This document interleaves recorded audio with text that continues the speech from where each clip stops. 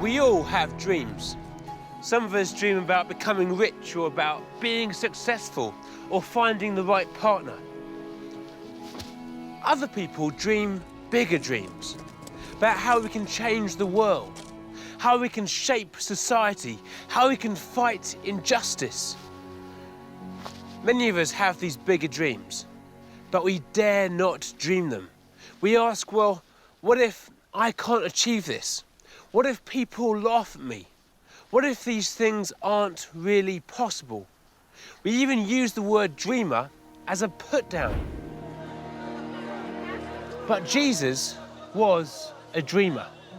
He believed another world was possible. He believed in a dream that he was willing to pay for with his life. And this dream has inspired generations of believers and non-believers alike. William Wilberforce in his battle against slavery, Gandhi in his fight against British imperialism, Martin Luther King as he fought for racial equality, Mother Teresa as she fought against poverty. All of these people have been inspired by the dream of Jesus. Jesus' dream wasn't a fantasy. It's a dream for how the world should be.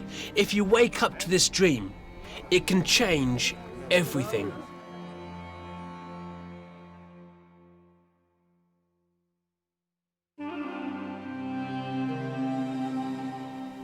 One day, Jesus climbs a large hill. He's being followed by a whole group of people who want to hear more about the dreams that he has. He reaches the top of the hill, and then he begins to preach the most amazing stuff. The people are captivated. He talks about everything, from sex and lust to greed and money.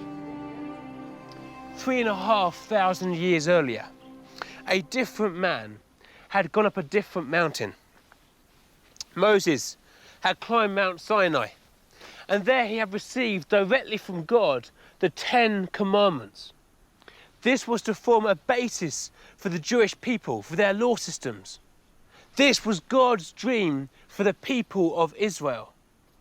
Now, on this day, on this different hilltop, was Jesus. He doesn't give commandments and laws, but he gives a new dream, a new way of living life in a new kingdom. This sermon, spoken almost 2,000 years ago, speaks directly into our context today. This dream is about what it means to live life well. This dream is about bringing light to the world.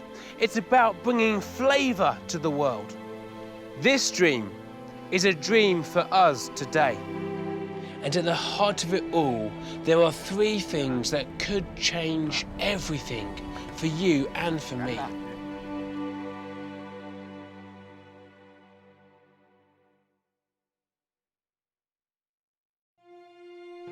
And so the dream of a new kingdom begins as Jesus talks about blessings.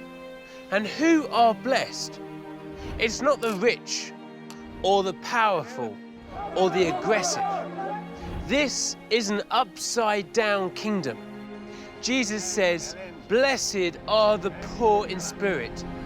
Blessed are those who mourn and grieve. Blessed are the meek.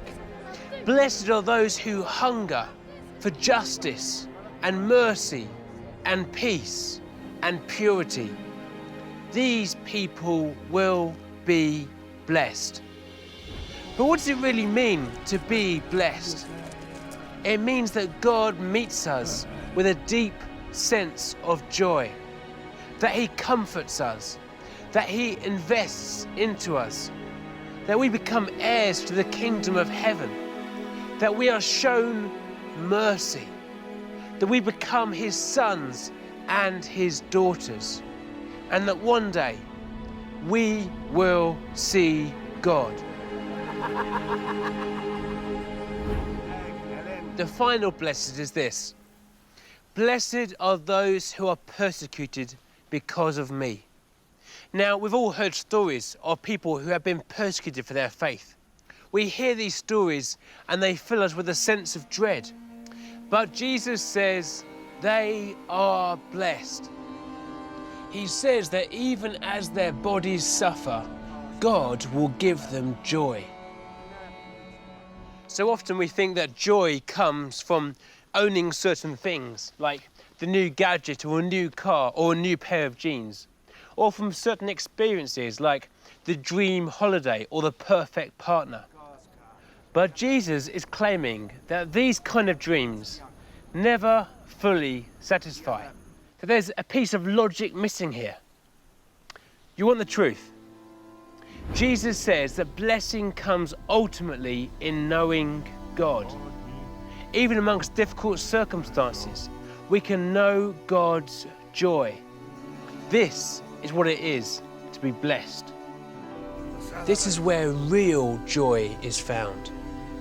Have you discovered this kind of joy?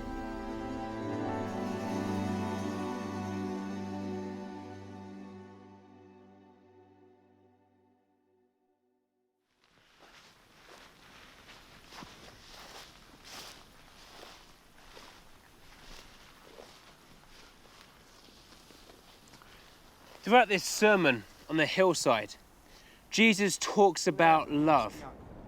Love that overflows in caring for the poor, in building others up, in real commitment.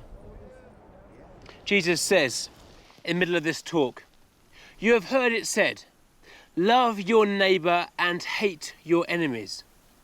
But I say, love your enemies and pray for those who persecute you." Now, what I find fascinating about this phrase is that in the Old Testament we discover this command, love your neighbour. And it defines neighbour in the widest sense of the term. But the scribes at the time couldn't deal with this, so they added a second part to the phrase, and hate your enemies. And I can understand this. I mean, who can really love their enemies? And yet Jesus urges us to love our enemies. This smacks against the logic of the world. How do you love those who despise you, who put you down and who hurt you? What does that kind of love even look like? The other thing that I find fascinating about this phrase is the word that Jesus uses for love, the word agape. He is not talking about asexual love. He's not talking about love for a family member. He's not talking about love for a friend. He is talking about this agape love, which is giving and unlimited. It's the kind of love that springs from the donor rather than the worth of the individual. This is a love that can love your enemies. So to those who hate and scheme and try and bring others down, Jesus says, love others.